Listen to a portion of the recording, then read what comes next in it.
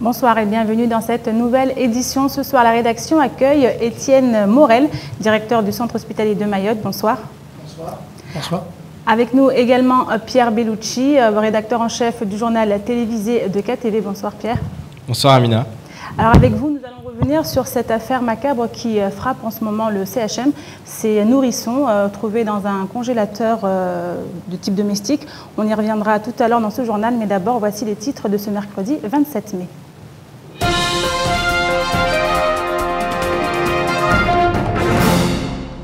La révélation fait froid dans le dos et dérange. Des nourrissons morts-nés qui s'entassent dans un congélateur au CHM de Mamoudzou.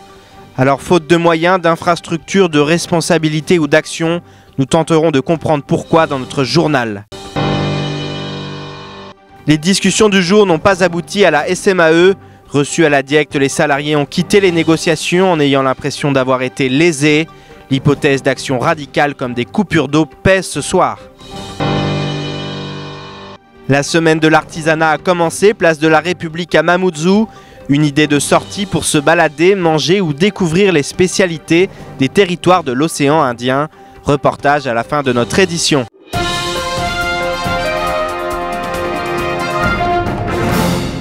C'est une macabre révélation qui, depuis ce matin, fait la une des médias. Un congélateur du centre hospitalier de Mamoudzou renferme des bébés morts-nés. Depuis que l'information a filtré, une guerre des chiffres a débuté. S'agit-il de 23 ou 51 nourrissons? Mais l'essentiel semble ailleurs, et notamment dans les raisons de cet empilement de cadavres qui n'ont toujours pas eu le droit à une inhumation. Sujet signé Pierre Bellucci et Fred Souleymana. Des nourrissons morts-nés qui s'entassent dans un congélateur domestique. L'histoire aurait tout d'un mauvais film d'épouvante, mais c'est pourtant une réalité. Au CHM de Mamoudzou, cette situation existe. De nombreux enfants morts-nés ne sont jamais récupérés par les parents qui sont censés prendre en charge l'inhumation. Alors, problème d'infrastructure ou de moyens, toujours est-il que le directeur des pompes funèbres n'a plus inhumé de nourrissons morts-nés depuis le mois de mars. La méthode qui doit être mise en œuvre est simple. Il appartient à l'hôpital, qui a l'autorité de prendre attache avec la mairie de Mamoudzou, mairie du lieu de décès, afin d'obtenir, en fournissant une liste exhaustive, les permis d'inhumer correspondants. En précisant sur cette demande auprès du service d'état civil que le relais est assuré par la société de pompes funèbres en charge de l'inhumation. Bon, tant qu'on ne me demande pas d'y aller, je ne peux pas le faire. La dernière fois, c'était le 19 mars. Pour le porte-parole des cadis, ces nourrissons ont tous reçu les rituels religieux. Ils sont prêts à être inhumés. Alors pourquoi ne le sont-ils toujours pas? El Mamoun ne semble pas posséder les réponses. Le problème vient en actualité n'est pas une mauvaise chose. Parce que ça permet quelque part de faire le bilan, le point de la convention que nous avons signée avec le CHM. Moi, je vais aller faire mes propres enquêtes pour avoir des éléments d'information précises sur pourquoi il y aurait des empilations de bébés et il n'y aurait pas depuis mars jusqu'à ce jour demande d'inhumation. Au-delà de ces nourrissons, c'est tout le problème de la gestion des défunts qui semble sous-jacente. L'État devrait, pour faire respecter les lois de notre pays, faire en sorte que les élus remplissent leurs obligations. Il y a un gros travail qui a été fait. Les cimetières dans les communes commencent à avoir le jour de façon à peu près correcte, sauf en ce qui concerne le système des concessions et des plans. On ne sait pas où sont enterrés les gens dans les cimetières. Et à titre d'exemple, c'est la raison pour laquelle les services techniques de la mairie de Mamoudzou ne veulent plus creuser au cimetière de Mgombani parce qu'ils ne savent pas où ils ont fait les derniers enterrements.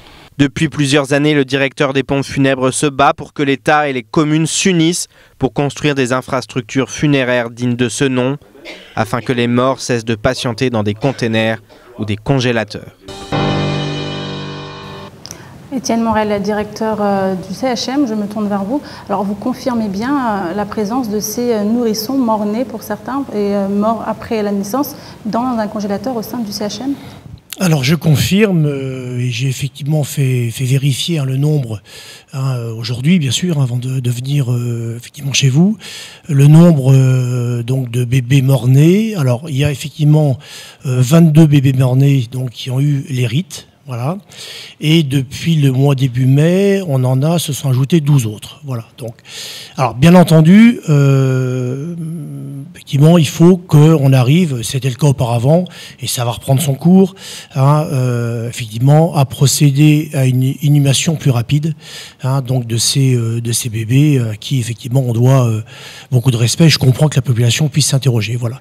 Donc, c'est effectivement voilà, donc un phénomène que j'espère exceptionnel et sur lequel on va agir assez rapidement. Ceci dit, j'attire votre attention sur un point, c'est que parfois ça permet aussi le fait effectivement de les conserver un peu plus longtemps, permet aussi à des parents qui effectivement ont peut-être signé une déclaration d'abandon de corps ou qui ne l'ont pas signé et qui veulent revenir chercher effectivement le corps. Voilà, c'est arrivé.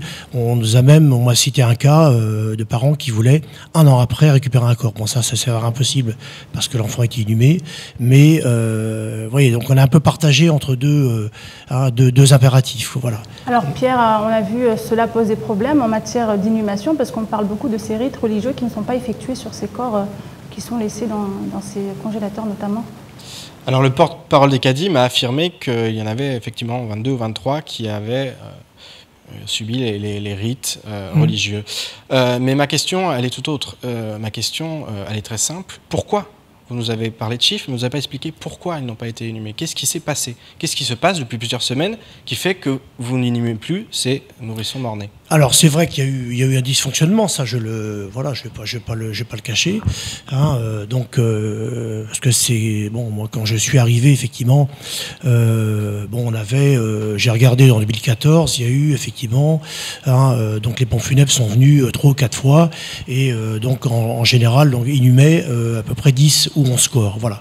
Donc là effectivement il y a eu, je pense peut-être des dysfonctionnements liés à 1 ou 2 absences. Donc effectivement les corps, moi j'avoue que je l'ai découvert aujourd'hui. Bon, maintenant, je pense qu'il faut quand même que la population ait en mémoire cette convention qu'on a signée l'année dernière avec le Grand Cadi, où il y a quand même eu un progrès essentiel, celui effectivement du respect effectivement des rites musulmans pour ces bébés. Voilà. Donc c'est vrai que ça peut choquer, mais d'un autre côté, on a effectivement maintenant procédé à ces rites, et je vous dis il y en a 12 qui sont en attente. Voilà. Alors, où effectivement on doit progresser, et j'en ai parlé à l'aumônier, parce que le deuxième progrès, ça a été de recruter comme un aumônier musulman au CHM depuis le 1er mars. Je le rappelle que ça ne s'était jamais fait, voilà. Et je pense que c'est bien ressenti à la fois par les patients et par la population, et même par le personnel du CHM. Là où il faut qu'on progresse, je suis d'accord, c'est surtout cette question-là qui m'a interpellé, c'est effectivement, il faut qu'on arrive à préparer ces corps, voilà. Donc on va avoir une procédure, on va sans doute progresser dans les semaines qui viennent, on va avoir une procédure qui permet d'appeler l'aumônier le plus rapidement possible pour que il puisse faire les rites sur un corps bien préparé, c'est-à-dire lavé, et effectivement droit, parce que c'est pas toujours facile après une fois qu'ils sont effectivement congelés. Voilà. C'est là-dessus à mon avis aussi qu'il faut qu'on progresse. Il y a le nombre, mais ça on va le résoudre très rapidement, parce que j'ose espérer que d'ici la semaine prochaine, les 22 petits corps vont être inhumés, et puis après on le fera beaucoup plus régulièrement. C'est pas un problème d'argent alors? Ah non, c'est pas un problème d'argent du tout. Non, c'est pas un problème d'argent. C'est vrai qu'on regroupe parce que c'est difficile. Normalement, le délai c'est 12 jours. Voilà. Il y a 10 jours de réflexion pour les parents, puis après on doit effectivement les illuminer 2 jours après. C'est pas un problème d'argent. Il y a eu effectivement. C'est un problème de personnel? Disons, il y a un problème de personnes qui ne viennent pas chercher leur... Qu'est-ce qui fait qu'aujourd'hui il y en a plus Alors, tout simplement parce qu'on a aussi beaucoup plus d'accouchements. Voilà. C'est-à-dire que, évidemment, vous avez plus de risques d'avoir des enfants mort-nés quand il y a une augmentation sensible des accouchements, comme c'est le cas actuellement, que, effectivement, quand on est en déclin. Or, c'est pas le cas. Sur Mayotte, actuellement, je peux vous dire que la maternité, c'est un bien, voilà, mais sur les 4 premiers mois, on n'a jamais, depuis plusieurs années, on n'a jamais connu un tel rythme au niveau des accouchements. Donc effectivement, il y a plus de chances. Alors peut-être que, voilà, peut-être qu'on s'est un peu plus concentré effectivement sur les vivants que sur les bébés décédés. Bon, ça va. Moi, je prends l'engagement effectivement d'inhumer ces petits rapidement et de faire en sorte que, voilà, je vous dis, on les prépare bien avant les rites et qu'on les inhume le plus rapidement possible. Voilà. Donc en ce sens-là, je dirais que votre article, quelque part, voilà, il va sans doute servir à la cause, voilà, à la fois des petits Mahorais, voilà, qui sont effectivement inhumés, des familles, et puis des autorités religieuses, parce qu'on est en contact étroit avec les autorités religieuses. Voilà. Alors justement, par rapport à ça, on a souvent l'impression à Mayotte qu'il faut que ça éclate, qu'il y ait des scandales qui éclatent pour que les choses bougent, pour que ça avance. Qu'est-ce que vous en pensez, vous ? C'est quand même triste qu'aujourd'hui nous soyons dans une situation où voilà, la presse fait une enquête, révèle ça, et ensuite on a des actions. Ça aurait duré jusqu'à quand s'il y avait... Non, parce ça aurait traîné. Non, je pense que de toute façon, on les aurait inhumés. Non, je ne savais pas qu'il y en avait autant. Ça, c'est vrai.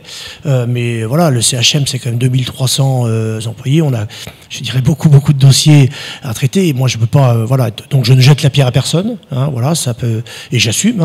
Voilà, c'est pour ça que je suis chez vous ce soir.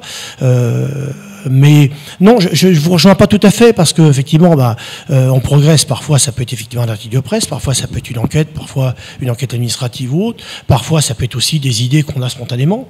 Mais je pense que cette convention, au départ, c'est vrai que c'était parti il y a 1 an de 10 bébés morts-nés qui avaient été inhumés sans les rites. Bon, là, le préfet, effectivement, m'avait demandé de réagir rapidement. On l'a fait. Et vous voyez, on a quand même voilà, recruté, je vous dis, cet aumônier musulman. Alors, c'est ça que je voudrais aussi que la population retienne. C'est qu'on progresse là-dessus. Et je veux qu'elle soit persuadée que la direction du CHM a le plus profond respect pour la religion musulmane et qu'à travers ces rites pour les petits, eh bien, on essaye on le prouve. Je pense que le grand cadi et puis ses collaborateurs, voilà, on a un dialogue permanent pratiquement avec eux, et j'espère que ça va continuer.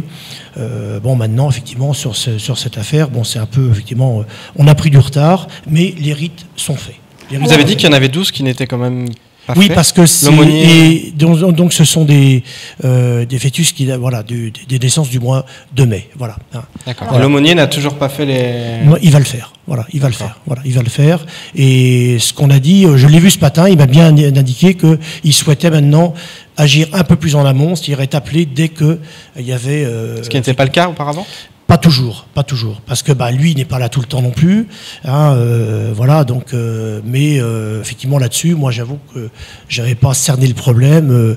Effectivement, ce serait mieux si la préparation et les rites pouvaient être faits dans les heures ou au moins par exemple le lendemain qui suit le décès, voire dans les 48 heures si le décès se produit un vendredi. Voilà.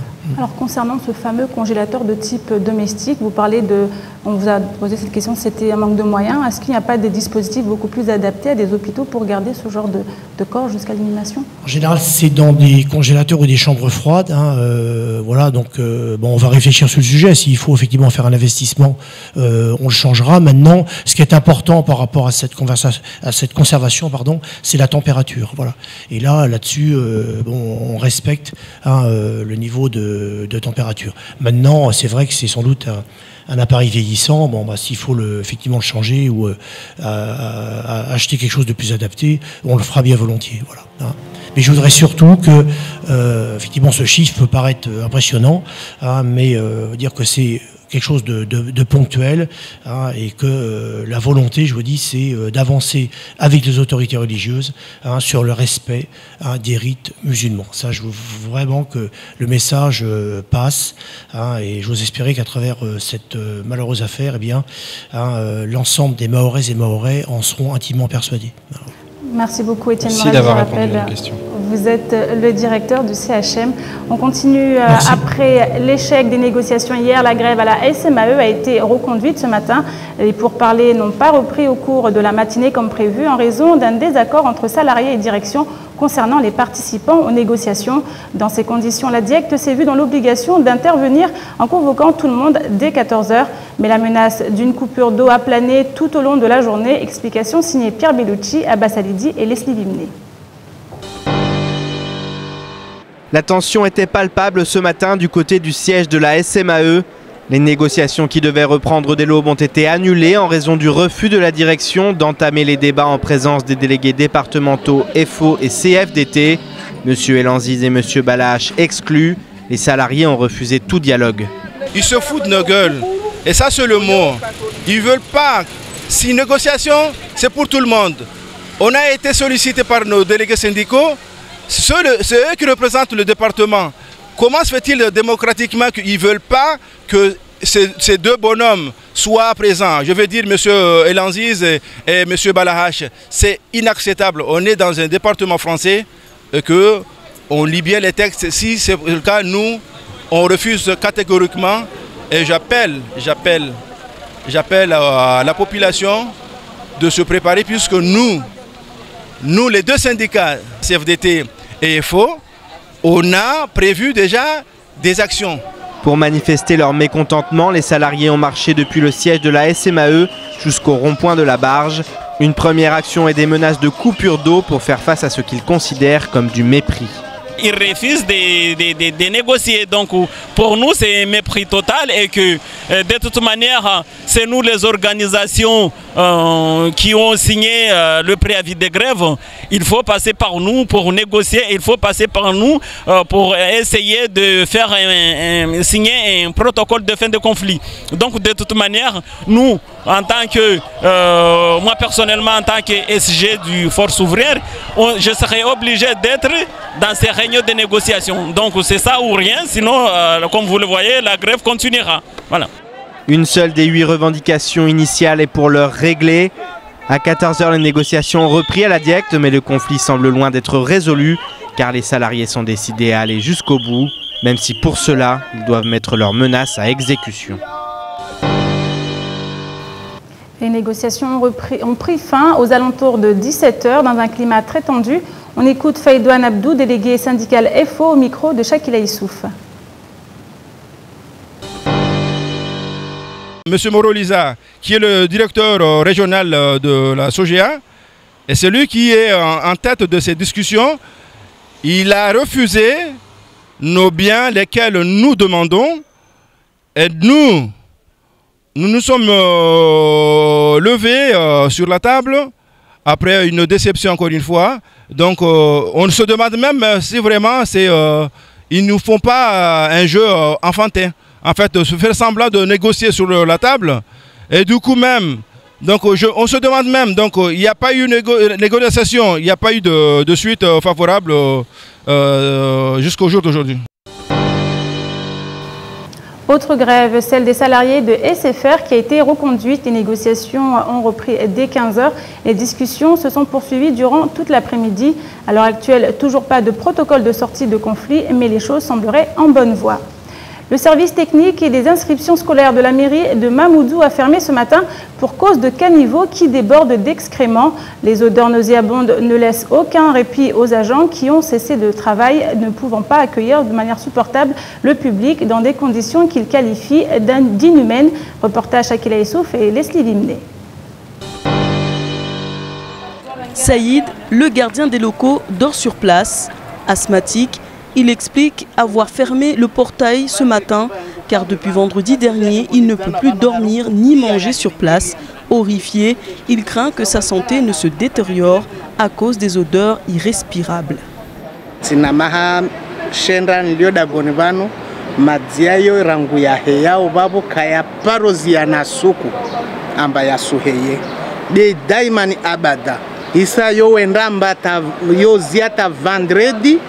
Vode ya komasi uhea babo ya hera ngu vendredi kaya tozi ya babo tapaka fanya une semaine ça fait mazati lemewa na wami mtoshi wade ulewa pefu kalikiri na harufu za maji zituzinukaonai.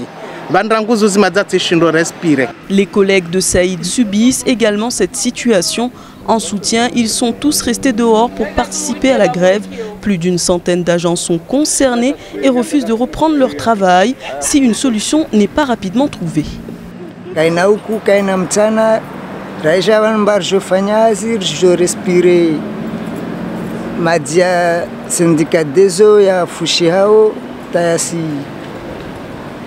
Balisampu karishindara respire eri nzuri respire tu eri mbovu donc leo rihimi ridai ruambe ma domana watu ambashtwini isirtambisha hunu bana wenshi na shtuyo babo tamwisoni meso babo tojo kawawade wasi sababu ya shtuyo. Saïd et ses collègues ne souhaitaient pas se mettre en grève, mais les conditions inhumaines dans lesquelles ils exercent ne sont plus supportables. Une grève due à des odeurs d'excréments qui vient s'ajouter à la longue liste des mouvements sociaux à Mayotte affligeants. Hier matin, les agents de la mairie de Chiconi ont opéré un véritable coup de force en désaccord avec leur directeur général des services. En raison des coupes drastiques qu'il a entreprises, ils ont décidé de bloquer l'hôtel de ville. Aujourd'hui, dans cette commune qui a de plus en plus de mal à joindre les deux bouts, le dialogue est totalement rompu entre les agents et la direction. Les images sont signées Abbas Alidi et Fred Souleymana. En prenant les rênes à la mairie de Chiconi, Daniel Anassi était loin de penser qu'il se retrouverait quelques mois plus tard au cœur d'une virulente polémique, au point d'être poussé vers la sortie sans préavis. En effet, aujourd'hui, rien ne va plus entre le directeur général des services et les employés de l'hôtel de ville qui réclament purement et simplement sa démission. Et si les choses en sont arrivées là, c'est parce que depuis sa prise de poste, les choses ont bien changé et ça, beaucoup d'entre eux ont du mal à l'accepter. Il n'y a rien qui marche, il n'y a pas en termes de déplacement, on n'a qu'une seule voiture. En termes de matériel administratif, donc là je peux en citer des feuilles blanches, encre, etc. Ben, les collègues ils sont limités à imprimer des documents. Et puis au niveau aussi, pour terminer le troisième point, c'est par rapport au budget de la mairie. Certes, ce n'est pas les agents de la mairie qui ont fait qu'aujourd'hui cette collectivité est en déficit. Des mesures draconiennes que Daniel Anassi, DGS, soutenu par le maire en personne, assume complètement compte tenu de la situation financière catastrophique dont l'équipe municipale actuelle a hérité de leurs prédécesseurs. Un déficit évalué à près de 2,8 millions d'euros, auquel il faut ajouter les dépenses inhérentes au fonctionnement de la mairie. Alors pour s'en sortir, pas d'autre moyen que de se serrer la ceinture. Donc, dans le cadre de ce redressement-là, il y a des conséquences au quotidien. Le maire a pris des mesures pour revoir l'indemnité, parce que les indemnités des agents, parce que c'était n'importe quoi. Ces gens-là ne font pas des heures sup. Il n'y a pas de technicité particulière. On a remis à plat le régime indemnitaire des agents. Ça sera sur mérite. Ça sera sur mérite. Voilà. Et ça ne plaît pas aux gens. Des dépenses en baisse et des avantages en moins pour assainir les comptes de la mairie de Chiconi. Pour le DGS, la fin justifie les moyens et peu importe si les employés ne l'entendent pas de cette oreille. On notera tout de même que la Cour des comptes est en ce moment même en train d'analyser l'état des finances de la commune. Le rapport sortira prochainement, mais les éléments en présence font manifestement état d'une situation plutôt alarmante. Pierre Bellucci, on revient avec vous sur cette affaire de la mairie de Chiconi bloquée par les agents. Alors aujourd'hui, on a un DGS et un maire d'un côté qui veulent remettre les choses à flot et les agents s'y opposent. Comment cela se fait-il ? C'est une situation compliquée puisque d'un côté, on a les agents qui ne comprennent pas pourquoi ils paient les pots cassés d'une politique budgétaire qui n'a pas forcément été bien gérée avant. Et aujourd'hui, le DGS, lui, suit ce que lui dit le maire, c'est-à-dire voilà, on applique des mesures drastiques, des mesures d'austérité, où voilà, on fait des économies sur certains avantages que possédaient jusqu'alors les agents, et forcément ça pose problème. Alors la situation s'envenime, le maire va faire venir un huissier pour constater que la mairie est fermée. La police va se rendre sur place pour évacuer aussi les manifestants. C'est compliqué parce qu'effectivement c'est une mairie, donc dans une mairie il y a notamment on le sait, des actes de naissance, des déclarations de naissance. Au bout de 3 jours, les enfants deviennent pupilles de la nation, donc on peut imaginer les conséquences d'un tel blocage. De l'autre côté, ils sont tout à fait prêts à continuer, ils vont même continuer, ils s'apprêtent à faire une marche demain. Donc c'est compliqué, on n'est pas forcément dans un conflit avec un patron d'une entreprise privée comme c'est le cas en ce moment, les grèves se suivent et là on a l'impression que c'est devenu un mouvement général. Quand on n'est pas d'accord, on fait grève et on ferme tout. Effectivement, je pense que les agents ont compris que ça fonctionnait. Alors, parfois ça fonctionne, parfois ça ne fonctionne pas. On l'a vu, Matisse, malheureusement, ça n'a pas vraiment fonctionné puisqu'ils ont eu contre eux une partie de la population, notamment les élèves et les parents d'élèves, en plus de leur direction. À la SMAE, on voit qu'effectivement, s'ils vont jusqu'à couper l'eau, ils pourraient aussi avoir contre eux la population et perdre. Enfin, du moins, ne pas réussir à avoir toutes les revendications, à obtenir les revendications qu'ils espéraient. Là, on est dans un conflit un peu particulier entre un maire, son DGS et les agents. Donc voilà, on va de conflit en conflit. Est-ce que la population s'en mêle également, bien évidemment? Effectivement, à ce que la population s'en mêle, à Chiconi, il y aura une marche, donc sûrement les familles vont soutenir les agents. Donc voilà, on ne sait pas exactement ce que ça va donner, c'est assez exceptionnel. On suit ça de très près en tout cas.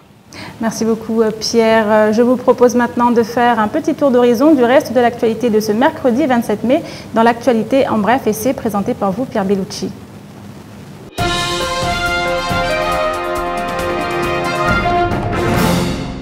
On le sait, le 101e département français est affligé de nombreux maux. Le plus pauvre de France, le plus en retard, la plus grande maternité, le plus faible taux de réussite au baccalauréat ou au brevet des collèges, le plus fort taux de chômage, le plus sous-doté en équipements sportifs. De tristes constats auxquels un nouveau vient de s'ajouter. En effet, selon l'agence européenne qui a publié le classement des territoires et régions d'Europe les plus riches, Mayotte se classe dernière. Ainsi, le PIB par habitant ne représente que 26,4% de la moyenne européenne, avec ses 7 900 € par an et par habitant. Avec le plus faible budget des RUP, le territoire est donc dans un bloc d'exclusion. Un constat qui, espérons-le, fera réagir Bruxelles afin que Mayotte gravisse enfin les échelons du développement économique et social. La semaine du développement durable devient européenne en 2015. Elle se déroulera du 30 mai au 5 juin prochain. Collectivités, associations, entreprises, administrations, établissements d'enseignement, établissements publics, la DEAL, tous seront mobilisés. L'événement est prévu pour être un puissant vecteur de mobilisation au service de la transition énergétique et du changement climatique, déclaré grande cause nationale à l'occasion de la tenue de la prochaine conférence des Nations Unies. Au-delà de cette thématique annuelle, l'appel à manifestation est ouvert à tous les champs du développement durable. Cette semaine sera l'occasion pour tous les acteurs de présenter leurs actions ou manifestations partout en France, y compris à Mayotte, avec plusieurs objectifs: sensibiliser aux enjeux du développement durable, apporter des solutions concrètes pour agir ou encore inciter à l'adoption de comportements responsables. Le rendez-vous est pris. Malgré la disposition prévue dans le nouveau règlement Erasmus+, la participation des ultramarins au programme d'échange européen reste beaucoup moins élevée que sur le continent. Face à cette situation, les députés européens ont demandé à la Commission européenne de prendre des mesures pour garantir l'accès effectif et équitable des ultramarins et de porter une attention toute particulière sur les ultramarins hyper éloignés du continent européen. Dans une lettre, le commissaire européen chargé de l'éducation, de la culture, de la jeunesse et du sport s'est engagé à analyser cette question complexe et à proposer une proposition d'ici 2016.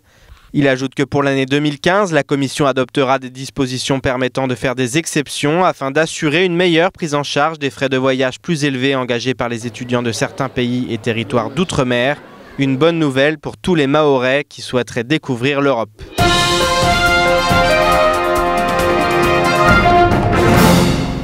Et enfin, la 3e édition des métiers de l'artisanat de l'océan Indien ouvert ses portes depuis 2 jours à la place de la République. Organisé par la Chambre des métiers de l'artisanat de Mayotte, le forum compte plus de 100 artisans exposant, l'occasion pour les consommateurs mahorais de passer un agréable moment. Reportage Shakila Essouf et Leslie Limné.